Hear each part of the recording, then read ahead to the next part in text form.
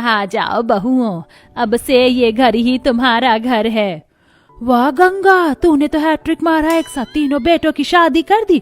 वैसे मजे तो तेरे ही हैं। अब घर में 3-3 बहुओं के हाथों का खाना खाएगी और रानी बनकर रहेगी तो खुद। अरे अब आखिर दिन आ ही गए हैं रानी बनने के, वरना पहले तो बस नौकरानी की तरह ही वक्त कटा है इस घर में। वो तो आपने सही कहा गंगा जी, लेकिन लोगों की भी ना एक बड़ी बुरी आदत होती है। सुख सभी को दिख जाता है, लेकिन दुख में आंख बंद करके खड़े होते हैं सब। दुख भरे दिन बीते रे भैया, अब सुख आयो रे। अरे चलो, बहुत कर लिया मजाक। मेरी बहुएं अंदर आने का इंतजार कर रही हैं, इन्हें अंदर तो आने दो। गंगा के घर में ऐसे ही खुशियों की चहल पहल थी। आज ही उसके 3 बेटों की शादी हुई थी और गंगा अपनी तीनों बहू का गृह प्रवेश करवा रही थी। सारा घर मेहमानों की चहल पहल से महका हुआ था और ऐसे में बहुओं का घर में स्वागत हुआ। कितनी प्यारी हैं मेरी तीनों बहुएं। बहुओं, शादी के इन रिवाजों में तुम तीनों ही थक गई होगी ना। जाओ अब तुम जाकर आराम कर लो, कल सुबह देखेंगे अब जो भी रस्म करनी है। गंगा ने अपनी बहुओं को उनके कमरे में भेज दिया और उसी रात सभी मेहमान भी घर चले गए। अगली सुबह आज बहुओं की पहली रसोई का दिन था। क्या बात है माँ जी, अभी कल तक तो घर में बहुत ज्यादा चहल पहल थी, आज ही सभी मेहमान चले गए। हाँ बहू, वो सभी को ही कोई ना कोई काम था तो सभी चले गए।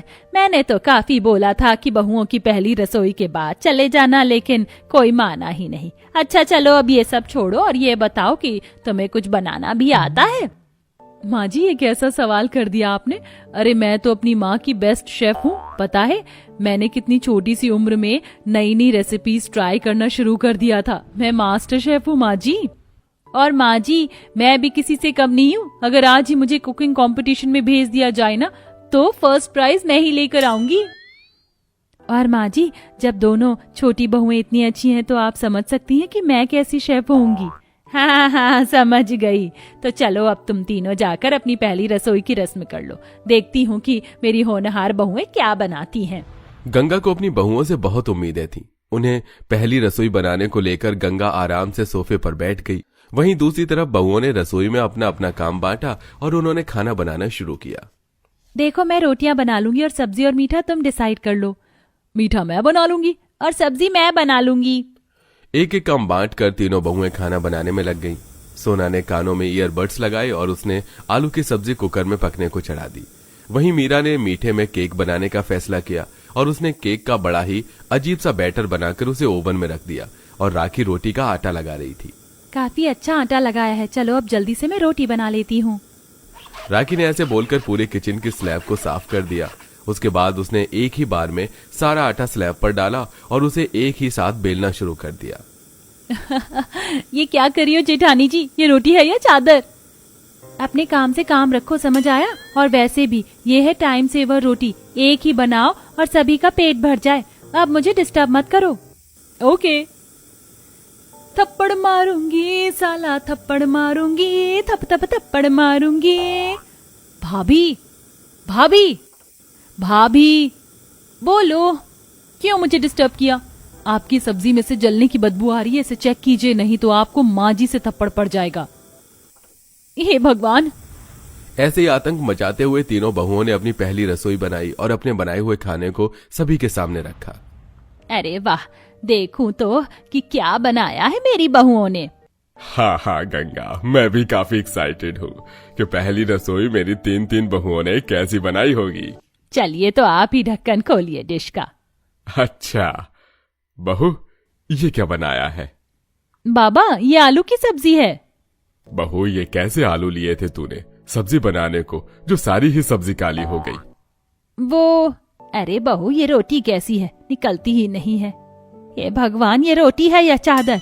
राखी बहू, तूने ही बनाई थी ना रोटियां, ये क्या बना दिया है? माँ जी, ये एक ही रोटी सभी का पेट भर देगी। समय की बचत के लिए मैंने ये रोटी बनाई है। लेकिन पहली रसोई में कौन तुम्हारे सिर पर डंडा लेकर खड़ा हुआ था जो तुमने समय की बचत की और ऐसी रोटियां बनाई?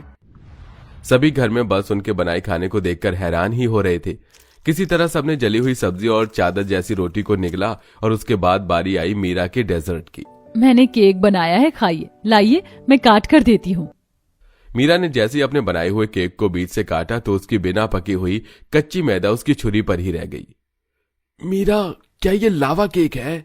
नहीं, ये कोई लावा केक वेक नहीं है, बस शायद ये बीच से कुक नहीं हो पाया। कोई नहीं, ऐसे ही खा लीजिए।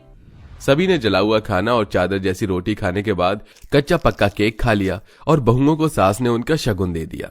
वैसे खाना शगुन देने लायक बना तो नहीं था, लेकिन रख लो। और बहुओं, आगे से ऐसा मजाक सा खाना मत बनाना। गंगा ने अपनी बहुओं को समझाया कि आगे से वो ऐसा खाना ना बनाए। ऐसे कुछ दिन और बीते, लेकिन हर रोज बहुएं वही चादर जैसी रोटी और जला हुआ कच्चा पक्का सा खाना ही बनाकर रख देती थी। इसीलिए एक दिन गंगा अपनी बहुओं से बोली, तुम लोगों को तो ये बात समझ ही नहीं आती। जब से मेरे घर में आई हो तब से मुझे खाने के नाम पर ना जाने क्या क्या नसीब हो रहा है। आज तुम तीनों खाना नहीं बनाओगी, हटो, खाना मैं बना लूंगी। गंगा ने ऐसे बोलकर अपनी बहुओं को रसोई से भगा दिया और उनकी जगह उसने खुद ने ही सारा खाना बनाया। आज का खाना तो बहुत अच्छा था, सच में। गंगा ने किसी को भी पता नहीं चलने दिया और उसने आज के दिन खुद ही सभी का पेट भरवा दिया था। ऐसे ही एक दिन गंगा के घर कुछ मेहमान आने वाले थे। गंगा ने अपनी बहुओं से मेहमान के लिए भी खाना बनाने को बोला और तब भी उन्होंने वैसा ही खाना बनाया जैसा कि वो बनाती ही थी। अरे गंगा जी, ये कैसा कच्चा पक्का खाना बनाकर रख दिया है आपकी बहुओं ने? अगर खिलाने का मन नहीं था तो बोल देती, हम घर ही नहीं आते। अरे नहीं नहीं, वो अरे ये बहुएं भी ना, इनके कोई भी बात समझ क्यों नहीं आती है। और गंगा जी, जा रहे हैं हम, लेकिन एक नसीहत देना चाहूंगी। बहुओं को ना खाना बनाना और खातिरदारी सिखा दो, और नहीं आती तो हमारे घर आ जाना, पता चल जाएगा। मेहमान ऐसे ही खाने की टेबल से उठकर गंगा की बेइज्जती करते हुए चले गए। इस सब के बाद अब गंगा को अपनी बहुओं पर बहुत गुस्सा आ रहा था। उसने अपनी बहुओं को अपने पास बुलाया और, बहुओं, आज तुम्हारी वजह से मेहमानों के जो मुंह में आया, उन्होंने मुझे वो बोला। तुम ये बताओ कि तुम्हें कोई भी बात समझ क्यों नहीं आती है? अब से तुम्हारा रसोई में जाना बंद। तुम बस घर के बाकी काम किया करोगी। रसोई और चूल्हा चौका तुम मेरे ही जिम्मे रहने दो। गंगा के आगे उसकी बहुएं कुछ भी नहीं बोली और उसी दिन से उन्होंने रसोई का रास्ता छोड़ दिया और गंगा ने रसोई में काम करना शुरू कर दिया। रोजाना बेचारी गंगा ही खाना बनाती थी और सभी को खिलाती। ऐसे ही सिलसिला जारी था कि एक दिन, राखी, जरा एक गिलास पानी। माँ, आप रसोई में क्या कर रही हो? खाना बना रही हूँ बेटा, पानी दूं क्या तुझे? लेकिन माँ, खाना आप क्यों बना रही हो? राखी, सोना और मीरा ये तीनों कहाँ हैं? बेटा, उन्हें क्या खाना बनाना आता है? रोटी के नाम पर वो चादर बना देती हैं, सब्जी जली हुई कच्ची पक्की सी। उनका खाना ना मैं खाना चाहती हूँ और ना ही किसी को भी खिलाना, समझा ना तू? उन्हें कुछ नहीं आता है। लेकिन माँ, आपकी कोई उम्र है ऐसे रसोई में खड़े होकर खाना बनाने की? आप उन्हें खाना बनाना सिखाइए।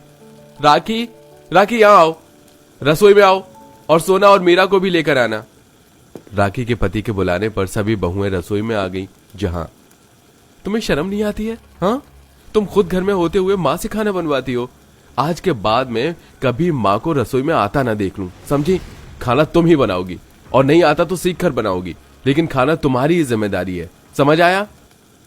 राखी के पति की बात सुनकर सभी बहुओं का सिर शर्म से झुक गया और उन्होंने माफी मांग ली। उस दिन के बाद से फिर कभी गंगा रसोई में नहीं गई। बहुओं ने ही तरीके से खाना बनाना सीखा और सब कुछ सही हो गया।